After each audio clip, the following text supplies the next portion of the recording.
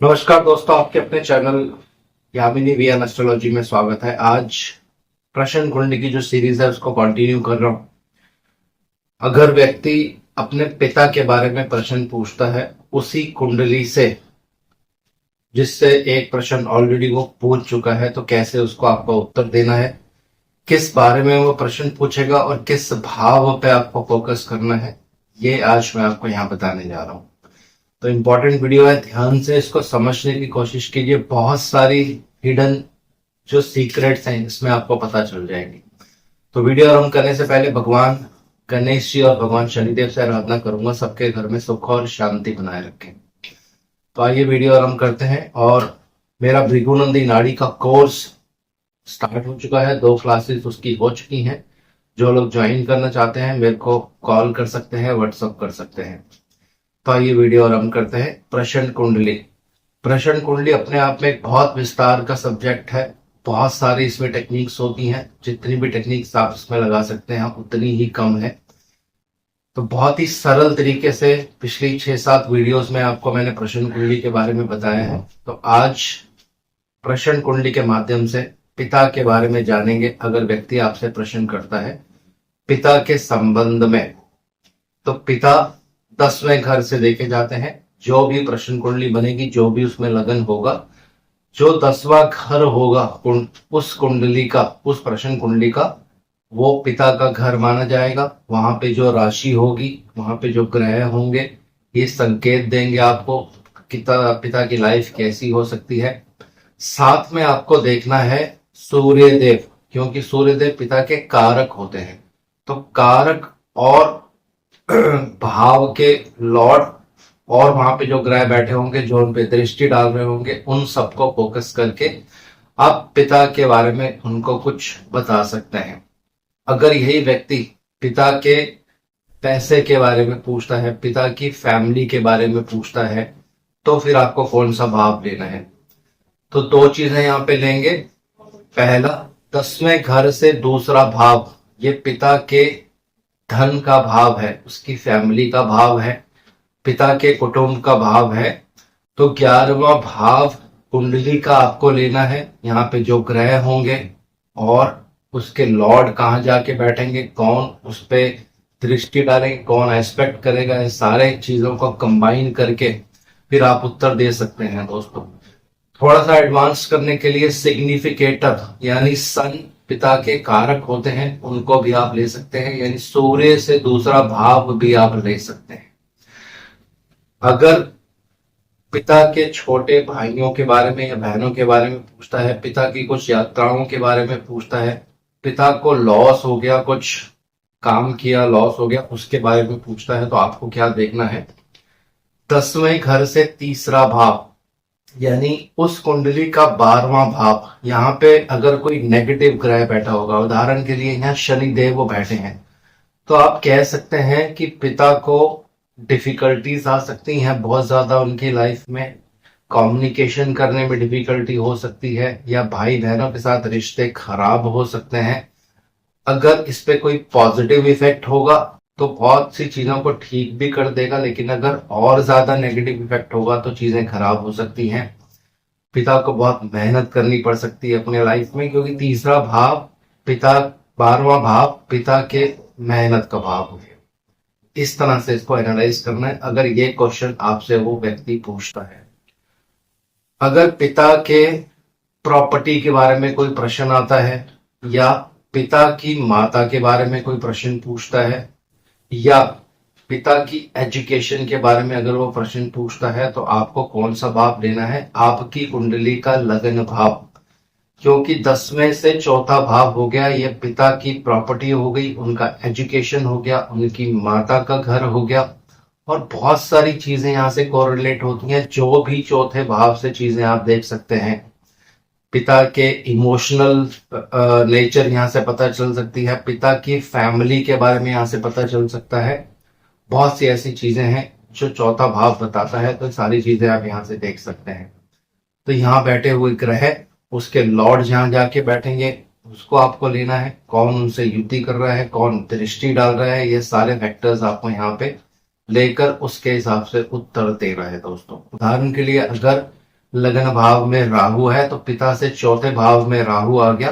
तो अगर प्रश्न पिता की प्रॉपर्टी या फैमिली के बारे में है तो आप कह सकते हैं पिता की फैमिली बड़ी होगी। अगर यहाँ पे मार्स भी होंगे साथ में राहु के तो आप कह सकते हैं पिता की फैमिली में प्रॉपर्टी को लेकर डिस्प्यूट खड़ा हो सकता है।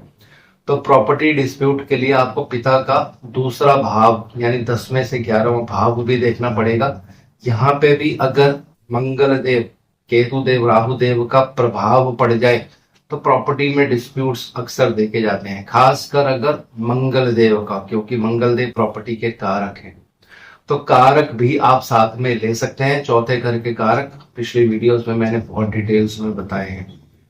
आप पिता के बैड हैबिट्स के बारे में, पिता की आदतों के बारे में, पिता की इंटेलिजेंस के बारे में अगर आपसे वो प्रश्न पूछता है तो आपको क्या करना है, पिता से पंचम भाव यानी आपकी कुंडली का, उस कुंडली का, प्रश्न कुंडली का दूसरा भाव, तो ये हो गया पिता 10वें घर से पंचम भाव। तो पिता की हैबिट्स, किस तरह की उसकी हैबिट्स हो सकती हैं, उनकी कोई बुरी आदतें तो नहीं लग गई हैं उनको, ये पंचम भाव से देखेंगे। पिता के पूर्व पुण्यों का भाव है, पिता के इंटेलिजेंस का भाव है, और बहुत सी चीजों को ये इंडिकेट करता है। ये सारा पंचम भाव से देखा जाता है। तो यहाँ बैठे हुए ग्रह ये इंडिकेट करेंगे पिता को कोई बुरी आदतें तो नहीं लग गई हैं। तो इसको कैसे देखना है, उदाहरण के लिए शुक्र और चंद्रमा अगर आपके दूसरे भाव में बैठे हैं तो पिता का पंचम भाव हो गया। शुक्र और चंद्रमा जब भी एक साथ रहते हैं तो ये एडिक्शन देते हैं, किसी तरह का लत लग जाती है पर्सन को, जुआ खेलना, शराब पीना, सट्टेबाजी या कुछ और गलत रास्तों की तरफ पर्सन जो है वो चल पड़ता है दोस्तों। तो ये पिता से पंचम भाव यानी 10वें घर से पंचम भाव, आपका दूसरा भाव, इस तरह से उसको एनालाइज करना है। अब पिता के रोग के बारे में अगर वो प्रश्न करता है, ये थोड़ा सा यहाँ बहुत इंपॉर्टेंट है क्योंकि मैक्सिमम जो प्रश्न है इसके ऊपर आने वाले हैं। तो रोग के लिए हम क्या देखेंगे, पिता से यानी 10वें भाव से छठा भाव, आपकी कुंडली का तीसरा भाव, ये रोग का भाव है किसका, पिताजी का। तो यहाँ बैठे हुए ग्रह ये इंडिकेट करेंगे पिता को कोई प्रॉब्लम तो नहीं होगा। उदाहरण के लिए यहाँ अगर राहु देव या शनि देव हैं तो पिता को रोग हो सकता है, उसी ग्रह के अकॉर्डिंग रोग भी होगा। उसके लॉर्ड जहां जाकर बैठेंगे उसके अकॉर्डिंग रोग हो सकता है। उनपे जो ग्रह दृष्टि डालेंगे या युति करेंगे उनके अनुसार रोग जो है वहां पे हो सकता है। लेकिन अगर छठे भाव पर बहुत ज्यादा पाप प्रभाव होगा तो पिता को रोग और प्रॉब्लम हो सकती है। इस पे शुभ प्रभाव, रोग जल्दी ठीक होने की क्षमता भी देता है दोस्तों। इसी तरह से पिता का वैवाहिक जीवन आपको देखना है अपनी कुंडली के चौथे भाव से। रूल फिर वही है, वहां बैठे हुए ग्रह, उसके लॉर्ड, ये सारा आपको एनालाइज करना है। और पिता की पेरेंटल प्रॉपर्टी अगर देखनी है या पिता का ससुराल आपको देखना है तो यहां से आप देख सकते हैं, वो है आपकी कुंडली का पंचम भाव। कुछ पिता के हिडन सीक्रेट्स जो होते हैं ये सब आप यहाँ से देख सकते हैं। पिता को कोई लंबा रोग तो नहीं हो जाएगा, ये अष्टम भाव से आप यानी कुंडली के पंचम भाव से देख सकते हैं। अगर प्रश्न उसी भाव से रिलेटेड है तो आपको वहां पे फोकस करना है। पिता से नवम भाव जो होता है आपकी कुंडली का छठा भाव हो गया, तो पिता के भाग्य भाव को हम यहाँ से देख सकते हैं। पिता की अचीवमेंट्स, पिताजी की यात्राएं, धार्मिक यात्राएं, ये सारी चीजें आप नवम भाव से देख सकते हैं यानी आपकी कुंडली के छठे भाव से। इसी तरह से पिता के प्रोफेशन के बारे में आपको देखना है तो आपको क्या करना है, 10वें से 10वां यानी आपकी कुंडली का सप्तम भाव, ये इंडिकेट करेगा पिता के प्रोफेशन को लेकर। यहाँ बैठे हुए ग्रह ये दर्शाएंगे पिता किस तरह का व्यवसाय कर सकते हैं, उनको प्रोफेशन में कोई प्रॉब्लम तो नहीं है। खासकर जब यहाँ पे राहु देव रहते हैं या केतु देव रहते हैं तो प्रोफेशन में बहुत ज्यादा प्रॉब्लम होती है। और पिता की इनकम, उनके गेन्स, उनके मित्रों के बारे में, उनकी इच्छाओं के बारे में जानना चाहते हैं तो पिता से 11वां भाव यानी 10वें भाव से 11वां भाव आपकी कुंडली का यानी उस कुंडली का, प्रश्न कुंडली का अष्टम भाव।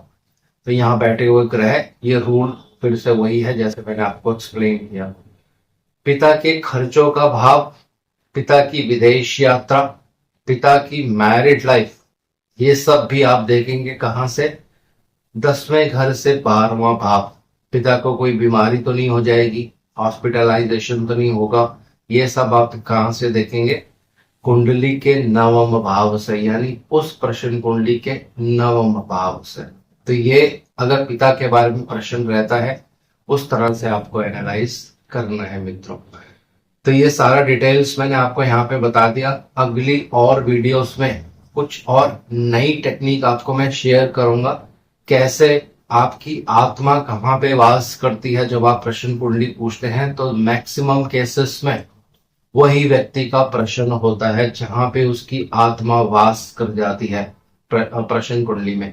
तो उसमें हमें क्या करना होता है, राशि, भाव और भावाधिपति और कारक, ये चारों चीजें लेनी होती है। लेकिन बहुत सिंपल ढंग से मैं आपको बताऊंगा, सिर्फ 2 चीजों से, राशि और भाव कहाँ पे आपकी कहाँ पर आकर आपकी आत्मा जो है कुंडली में विराजमान हो गई, और उसी पे जीवन भर आपका मैक्सिमम फोकस जो है वो रहता है। तो अगली वीडियो में इसके बारे में प्लस कुछ और टेक्निक्स आपको मैं बताऊंगा विद एग्जाम्पल की प्रश्न कुंडली में और हमें क्या देखना होता है। तो आज इस वीडियो को यही विराम दे रहा हूं। आशा करता हूं सब कुशल मंगल होंगे। भगवान शनिदेव से आराधना करूंगा सबके घर में सुख और शांति बनाए रखें। जय शनिदेव।